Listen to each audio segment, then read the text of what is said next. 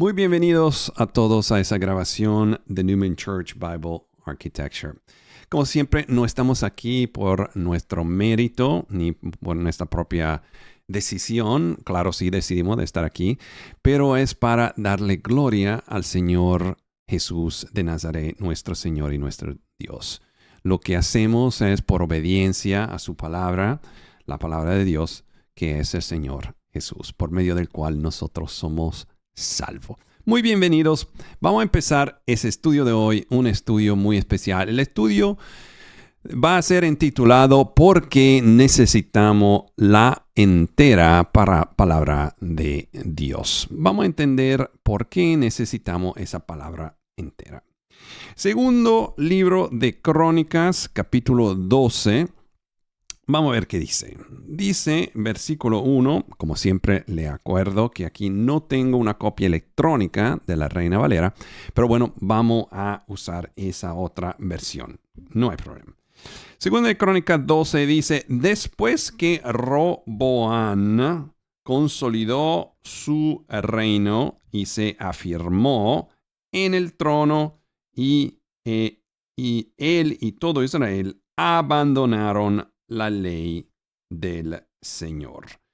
Pues aquí lo vemos otra vez, un problema sólido, vamos a decir, o por lo menos común que ha pasado con Israel, que es abandonar la ley del Señor. El primer paso es entender que a partir del hecho que ellos conocen bien la ley de Dios, en ese capítulo del Viejo Testamento, el tema, acuérdese que es por qué necesitamos la Biblia entera, es decir, el Viejo y el Nuevo Testamento. En ese caso, ellos sí conocen la ley de Dios, aquí lo podemos ver, pero pasa algo al principio de ese capítulo, lo estamos viendo acá, que Roboam, que es el rey, consolidó su reino y se afirmó en el trono. Es decir, que hay un primer paso acá donde el rey llegó a ser rey. Donde el rey estaba en una posición más humilde antes, tenía menos poder quizás, tenía que luchar para llegar a donde él ahora está como rey de Israel. Pero después de ese proceso donde él llegó a ser rey, aquí pasa algo que su fuerza es más grande y ahora tiene más consolidación de su reino y tiene más fuerza en el trono. Y fueron infieles, dice versículo 2, y fueron infieles, versículo 2. Entonces, por eso, Sisac, rey de Egipto, atacó a Jerusalén en el 5º año de reinado de Roboam.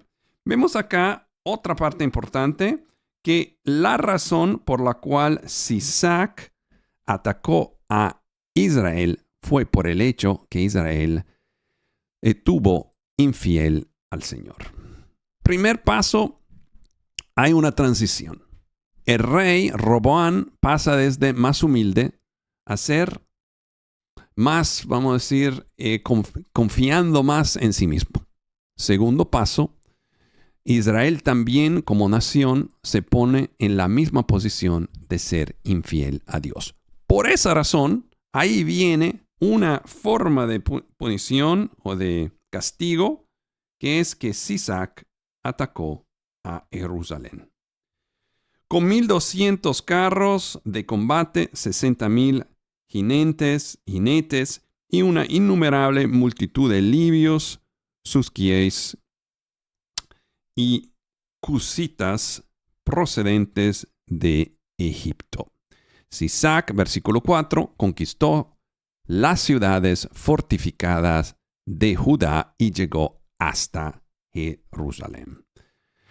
Entonces vemos que es como lo opuesto. Estamos empezando a ver lo que pasó, que es después que el rey se hizo como más fuerte, ahí él viene siendo más débil. Es una posición que muchas veces tenemos que entender pasa con nosotros. Cuando empezamos a decir, bueno, sí, estoy muy bien con el Señor. Estoy leyendo mucho la palabra, estoy orando mucho, Básicamente no necesito hacer mucho más esfuerzos, ya me encuentro bien. Mi posición, mi relación con Dios es muy buena. No tengo que hacer nada especial. Básicamente puedo dejar de leer, puedo dejar de orar y podemos dejar esa relación tan cercana porque ya estamos bien con Él. Él me bendició, me dio un buen matrimonio, una buena casa, un buen trabajo. Y eso es lo más común que pasa con todos nosotros. La misma cosa que pasó con el rey Roboán. Al principio, muy humilde para llegar donde llegó, pero ahora que es el rey y ahí está en su posición de fuerza, él ya no necesita más a Dios. Entonces ahí viene el primer castigo. El primer castigo donde Sisac, rey de Egipto, entra adentro de Jerusalén, empieza a tener poder. Versículo 5, eso es el próximo paso. Después de ese castigo, ahí viene una alerta. Entonces el profeta Semaías se presentó ante Roboán y los líderes de Judá que por miedo a Sisac se habían reunido en Jerusalén y les dijo, así dice el Señor. Vemos acá que el Señor ahora le manda primero un castigo. Eso es una enseñanza, una manera de reconocer que algo está pasando, algo malo. Y entonces el Señor le dio esa señal. Pero después vino hasta la palabra de Dios, un mensaje directo para explicar exactamente lo que estaba pasando. Así dice el Señor, como ustedes, esa es la explicación, por el hecho que, como ustedes me abandonaron, ahora yo también los abandono para que caigan en mano de Sisac. Esa es una advertencia, una alerta, algo que tenemos que tener bien al frente de nuestros ojos. Si tenemos una relación con Dios, si Dios nos ama, si Él dio su sangre para nosotros. Pero esa es una relación. Es decir, que tenemos que decidir que vamos todos los días delante del Señor para ofrecer nuestra vida como sacrificio continuo, como dice la palabra.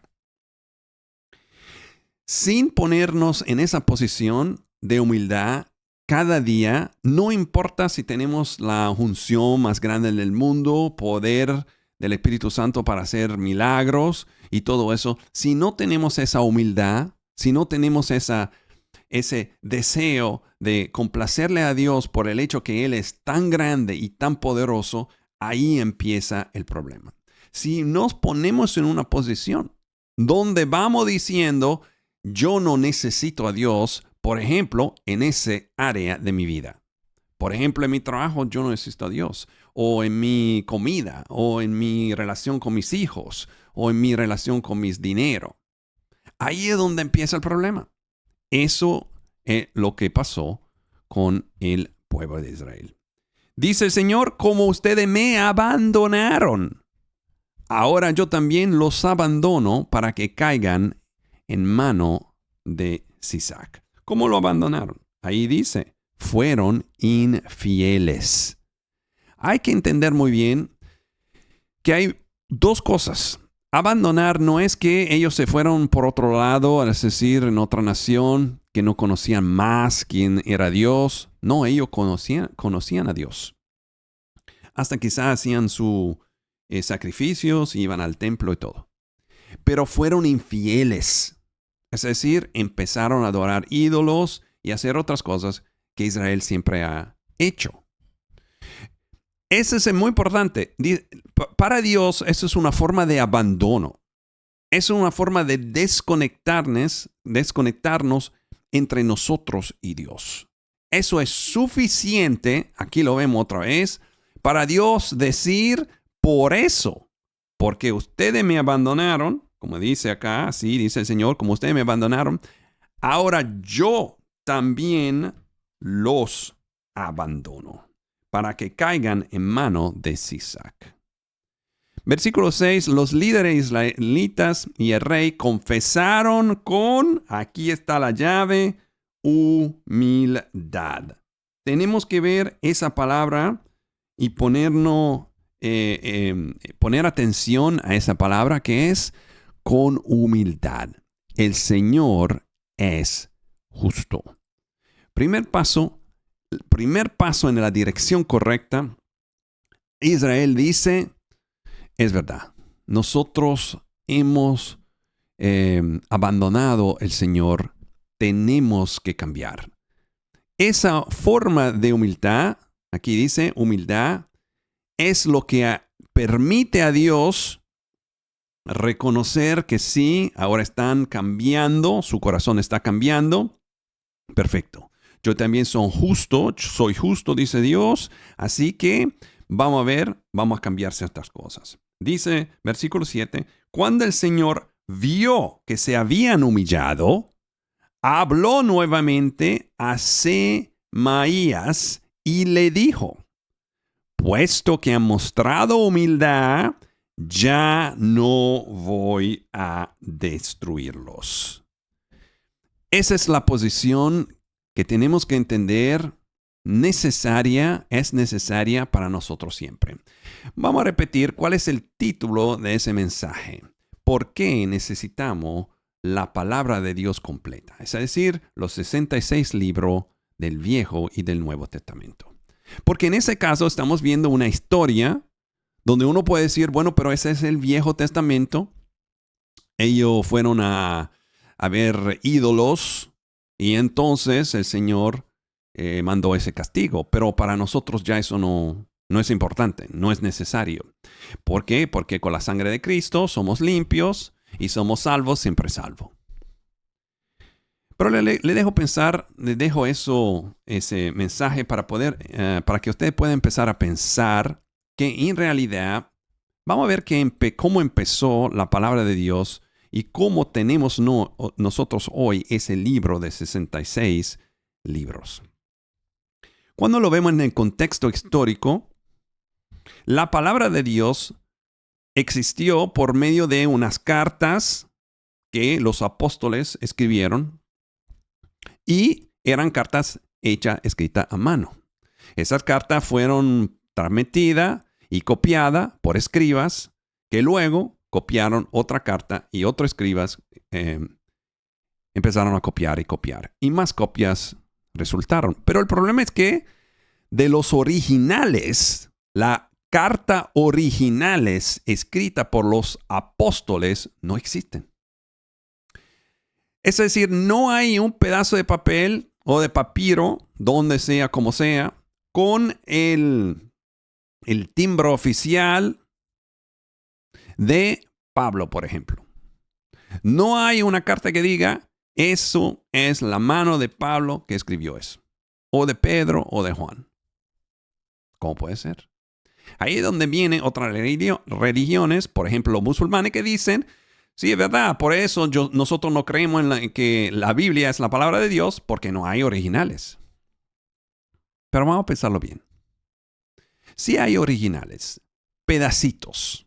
En los primeros 100 años de la historia de la iglesia, 100 años después del nacimiento de Cristo, tenemos como 2 o 3 fragmentos, es decir, pedacitos de una versión considerada original. Luego, en el segundo ciclo, que es decir, 200 años después de Cristo, ya tenemos como unos 10. Todo eso es disponible, esa información se puede buscar en el internet, así que le recomiendo hacer ese estudio, pero le estoy dando como un resoconto, algo para empezar a entender. Ya llegamos al tercer siglo, que es 300 años después, y ahí tenemos como 200, 300 manuscritos, es decir, copias de alguien que copió un original o una parte original. Hasta llegar al año 400, donde ahí tenemos más de 3,000. Y usted puede decir, bueno, perfecto, entonces no hay original. Le dejo pensar vamos a pensar eso. ¿Qué pasó en los primeros 100 años de la iglesia? qué pasó en los primeros 200 años de la iglesia, qué pasó hasta el año 325 más o menos, cuando el emperador Constantino de Roma declaró que el cristianismo iba a ser la religión de Roma, es decir, la religión del mundo, básicamente del mundo occidental. Lo que pasó fue la persecución. Es decir, que como sabemos muy bien, todos los cristianos fueron perseguidos. Acuérdense que el español no es mi idioma madre. Fueron torturados y matados todo lo que encontraban. Por lo primero, básicamente 300 años. Primero que todo, eso es un tiempo tan largo. Segundo, no solamente iban matando a los cristianos, sino iban destruyendo todos los libros, las cartas, los capítulos del Evangelio. Por eso los cristianos empezaron a aprender a tener en memoria los versículos, las palabras que habían aprendido desde los apóstoles. ¿Cómo? Por medio del Espíritu Santo. Así que cuando esa persecución terminó y con los años habían aprendido cómo esconderlo, cómo ponerlo en sitios donde los romanos y lo que les estaban persiguiendo no lo podían encontrar, al final ese resultó como un libro enterito, básicamente 300 años después. Pero lo que vemos nosotros, como hemos aprendido en muchos estudios, es que esa palabra de Dios es tan exacta cuando está juntada los 39 libros del Viejo Testamento y los 27 del Nuevo, juntada en todos los aspectos matemáticos y numéricos que hemos aprendido, sabemos que eso nada más solamente puede ser el trabajo de Dios. Es decir, es un milagro que esa palabra sobrevivió esos 200 años para al final ser recompactada, reunida en una versión final que llegó hasta nosotros. Con los años, con ciertas juntas de los líderes de la iglesia que decidieron, claro, por medio del Espíritu Santo, cuántos libros iban a ser parte de esa Biblia. Cuando vemos que ese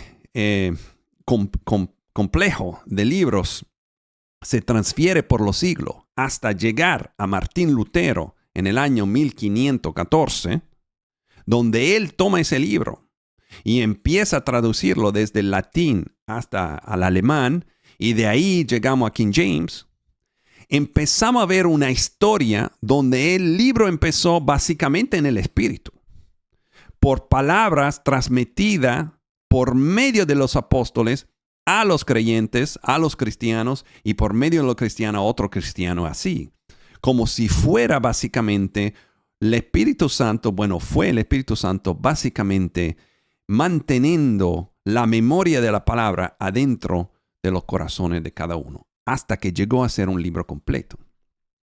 Hasta que llegó a ser básicamente la versión del King James o la Reina Valera. Esta versión llegó hasta nosotros. Sobrevivió la Iglesia Católica, sobrevivió todo lo que básicamente pasó la persecución y todo. Así que Satanás empezó o intentó borrar completamente la palabra de Dios, pensando que eso iba a ser la respuesta para destruir la iglesia. Así que esa palabra llega hasta nosotros. Tienen que verlo eso. Al principio no tenían una palabra completa. Tenían pedazos, ciertas copias de ciertas cartas. Nosotros somos los que han recibido la palabra básicamente en su interés. Eso es grande. ¿Por qué? Porque esa palabra fue pensada, planeada por medio de Dios. ¿Para quién? Para nosotros en esa versión.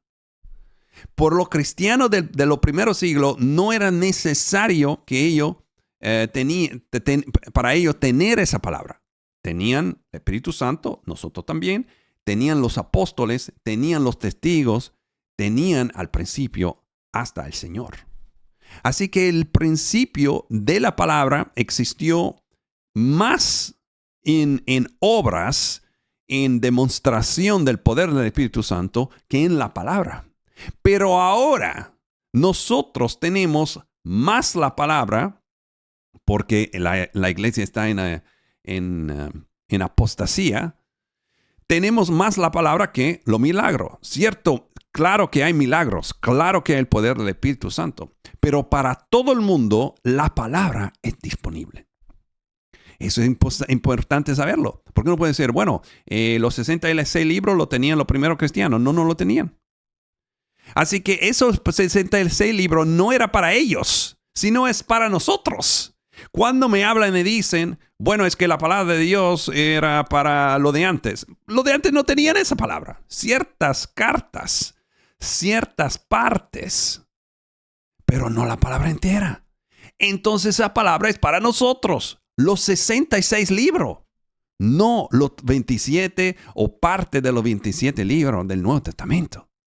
Ahora es donde vemos que todas esas enseñanzas, todos esos capítulos, por ejemplo, Segunda de Crónicas que estamos leyendo, resulta ser un admónito, una alerta para nosotros. ¿Están viendo eso? Esperamos que sí. Dámosle gracias, Señor. Dámosle alabanza al Señor. Aquí dice, puesto que han mostrado humildad, ya no voy a destruirlos. Dentro de poco tiempo, los libraré. Gracias a Dios. Dentro de poco tiempo, los libraré. No voy a permitir que Sisac ejecute mi castigo sobre Jerusalén. ¿El castigo de quién? El castigo es de Dios. No es de Sisac. Es el castigo de él. ¿Están viendo el punto acá? El Señor tiene control sobre todo. El control de él y tan que él usa a quien quiera para hacer o para establecer sus reglas y sus castigos. En la misma forma en la cual el Señor dijo, perfecto, se han humillado, así que no le voy a punir por medio de castigar por medio de Sisac. En la misma forma que él tiene control, te está diciendo, usted, esa palabra que tiene al frente, los 66 libros, yo lo pensé en su forma completa, en su forma final, para ustedes. Ese libro es para nosotros. Por eso vemos todas esas circunstancias, todas esas matemáticas, toda esa revelación que el Señor nos ha dado de por qué ciertos capítulos y ciertos libros y ciertas palabras y el Strong Concordance y todo eso trabaja junto y perfectamente en modo matemático exacto. Por ejemplo, sabemos el ejemplo de quién. Génesis 25, versículo 7. Vamos a verlo. Vamos a verlo juntos. Eso es un ejemplo. Génesis 25, versículo 7. Lo vamos a escribir acá. 25, versículo 7. ¿Qué dice? Abraham vivió, ¿cuántos años? 175. Perfecto. Murió en buena vejez, luego de haber vivido muchos años, fue a reunirse con sus antepasados. ¿Qué dice acá? 175 años. Pero sabemos que estamos en Génesis 25, 7. Porque 25 por 7 es 175. Eso es un ejemplo de los miles de ejemplos de lo que la Biblia tiene en esa perfección de cálculos, en esa perfección matemática. ¿Estamos viendo, estamos entendiendo lo que está pasando? Yo espero que sí. Vamos entonces a regresar al capítulo 2 de Crónicas 12, donde vemos que el Señor dice, ¿por qué se han humillado? Entonces no voy a permitir que Sisac ejecute mi castigo sobre Jerusalén. Aunque sí dejaré que los someta a su dominio. ¿Para qué? Para que aprendan, que dice, para que aprendan la diferencia que hay entre servirme a mí y servir a los reyes de otros países. El Señor nos castiga y a veces nos deja pasar por momentos difíciles para ayudarnos a ver la diferencia entre su amor, entre todo lo que Él hace para nosotros, y cuando decidimos de estar desconectado de Él, ver qué problema hay. Muchas veces en esos días donde yo estoy trabajando, tengo un trabajo nuevo, como le expliqué, ustedes quizás sepan eso, ya es mucho más difícil para mí sentarme y cada día, no todos los días, pero cada día estudiar la Biblia como estudiaba antes, que eran muchas horas y muchas veces al día. En ese sentido, yo le pido siempre al Señor que me ayude. Que no solamente me perdone porque no tengo ese tiempo en ese momento, aunque sí podemos perder mucho tiempo en otras cosas, pero digo en realidad que el Señor me perdone y que me ayude todavía. Yo soy muy consciente del hecho que eso es demasiado importante, humillarse delante de Dios. Cuando no podemos hacer, bueno, siempre, pero especialmente cuando no podemos pasar suficientemente tiempo con Él, que sea en oración, que sea en estudiar su palabra, que sea en escuchar la voz de Él. Es verdad que Él nos va a dar oportunidades de cambio, oportunidades de ver que podemos hacer la cosa de otra forma. Aquí te lo está explicando en ese capítulo, está diciendo que dejaré mi castigo, pero al mismo tiempo lo dejaré que lo someta a su dominio para que aprendan la diferencia que hay entre servirme a mí y servir a los reyes de otro país. Versículo 9, Sisac, rey de Egipto, atacó a Jerusalén y se llevó los tesoros del templo del Señor y del palacio real. Se lo llevó todo, aun los escudos de oro que Salomón había hecho.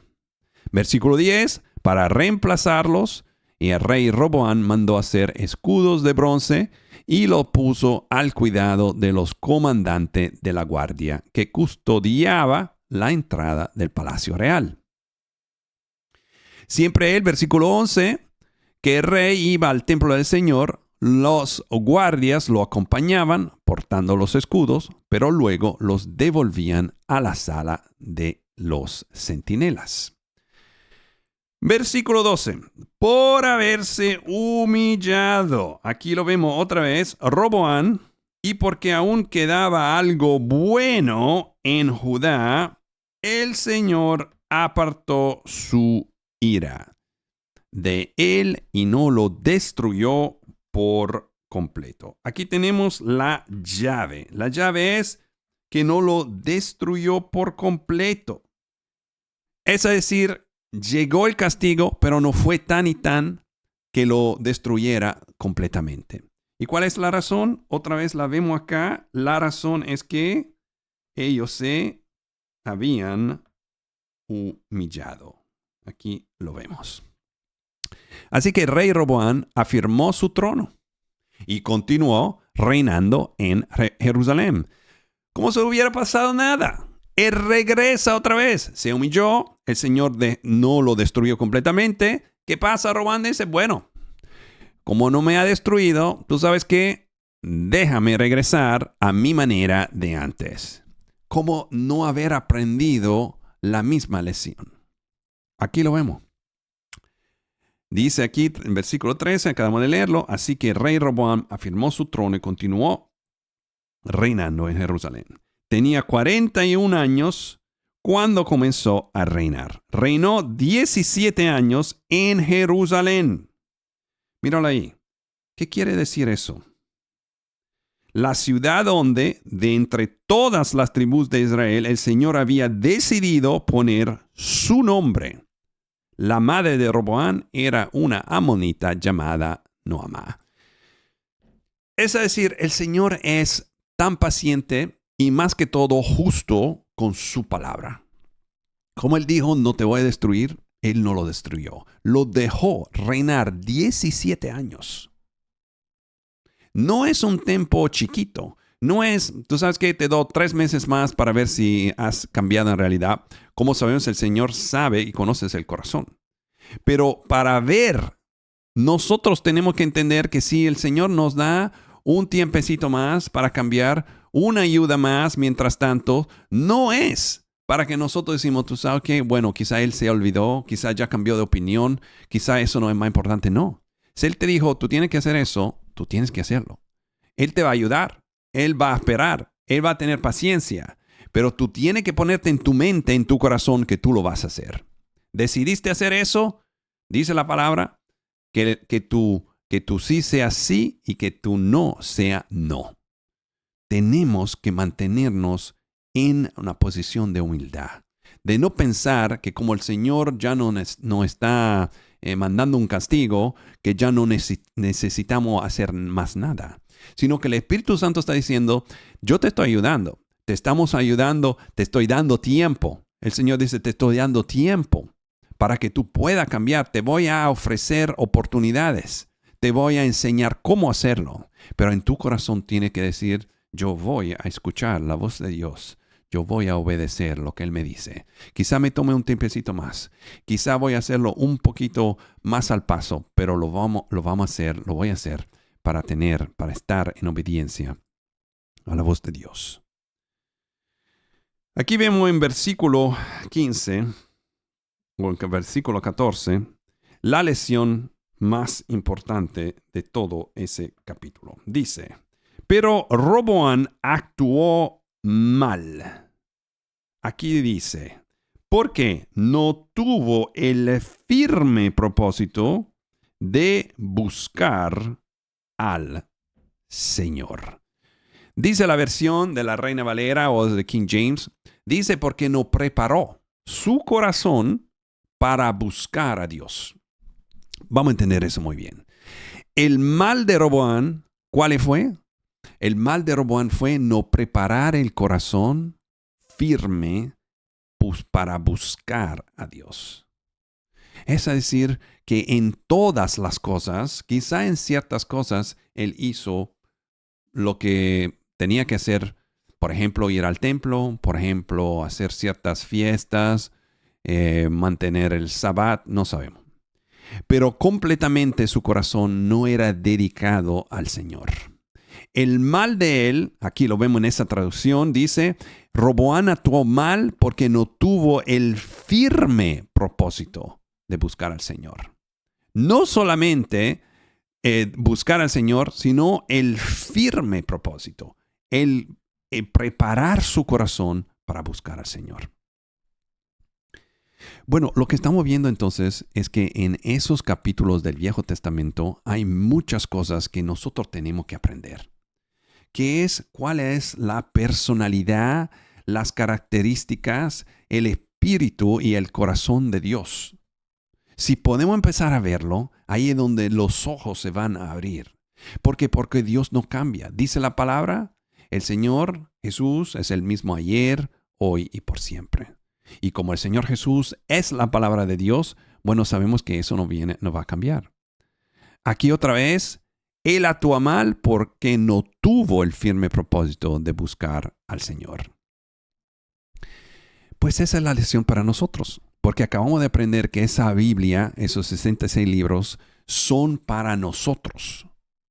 Y si esos 66 libros son para nosotros, pues hay que estudiarlo todos y preguntarle al Espíritu Santo que nos enseñe a aprender cómo eso se aplica a nuestra vida.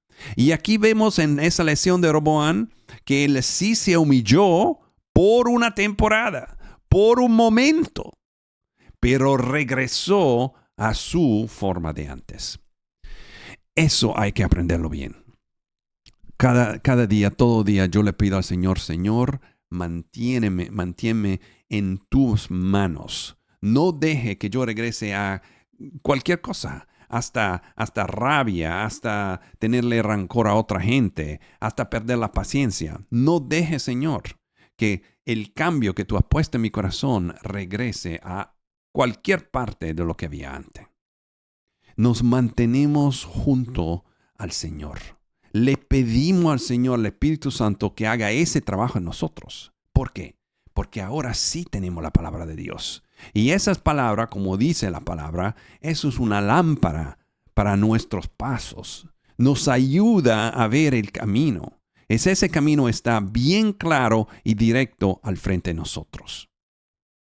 Por medio del Espíritu Santo que ahora tenemos, que fue dado después de la resurrección del Señor, ese trabajo es hecho por medio de Él adentro del corazón de nosotros. Tenemos que mantenernos humildes. Tenemos que entender que la palabra es la palabra para nosotros. Tenemos que entender que los 66 libros son especialmente específicos para nosotros, para esta generación, para que pueda ser preparada a la vuelta, a la segunda venida del Señor Jesús. Yo le pido hoy que ustedes empiecen a estudiar hasta el origen de la Biblia, de cómo se formó ese libro. Y que empiecen a entender, como siempre hablamos, que la Biblia es la palabra de Dios. Y la palabra de Dios es el Señor Jesús. Y la única forma para creer en Jesús es creer en su palabra. Que Satanás obró por siglos a intentar borrar y cambiar esa palabra, más importantemente borrarla para que no existiera. Así que él pudo crear nuevos libros, otras religiones, diciendo que si esa es la religión correcta, que si tengo un libro nuevo escrito por un par de hombres en unos cuantos años, por eso tiene que ser la verdad, la palabra de Dios. ¿Cómo puede ser que los originales de la Biblia no existen? Pero sí los originales existen, porque fueron escritos en los corazones de los apóstoles y hasta en los creyentes y han llegado a nosotros por medio de un milagro, por medio de la obra del Espíritu Santo. Sabemos que, vamos a verlo en Proverbio 25. Gracias, Señor, por esa revelación. Vamos a ver qué dice en Proverbio 25. En Proverbios, aquí lo vemos, capítulo 25, ok, versículo 2 dice: es la gloria de Dios es ocultar un asunto. ¿Lo están leyendo acá? Ok. La gloria de Dios es ocultar un asunto y la gloria de los reyes es investigarlo. Gracias, Señor, por la revelación. El asunto sabemos que es dabar. Que dabar es ¿qué? Es logos en griego. El asunto que el Señor, gracias Espíritu Santo, que escondió, ocultó por 400, 500, 600 años, es la palabra de Dios, el Señor Jesús. Pero también la Biblia. Ese asunto fue ocultado. Aquí lo vemos. La gloria de Dios es ocultar un asunto. Dabar, logos. Logos es la palabra, el verbo, y es la gloria de los reyes investigarlo. Por eso dice la palabra, el camino es estrecho. El Señor dice, yo soy el camino. Yo soy el camino, ¿verdad? Entonces el camino es estrecho y poco lo encontrarán. Así es. El Señor nos dio esa revelación, la palabra de Dios. Nosotros la tenemos en su forma completa, los 66 libros. Hay que entenderlo todos, exactamente cómo están estructurados, por medio de la ayuda y la enseñanza del Espíritu Santo. No es que decir que vamos a regresar a la ley y vamos a empezar a ser judíos. No, porque la palabra no enseña eso, sino que la palabra es específica y nos enseña exactamente cómo vamos a manejarnos. Que no nos manejamos, porque es el Espíritu Santo que nos maneja. Yo espero que ese mensaje le pueda ayudar a empezar a ver la palabra y tomarla en serio, porque sabemos que viene una pérdida. Sabemos que viene una famine, como se dice en inglés, una escasidad de la palabra de Dios. Lo hemos visto en Amos 8:11. ¿Y cómo viene esa necesidad y deseo de encontrar la palabra de Dios y no se encontrará? Ese es el momento de dedicarnos al estudio y a la preparación de nuestros corazones para la venida del Señor. Que el Señor les bendiga a ustedes y todas sus familias. En el nombre de Jesús. Amén.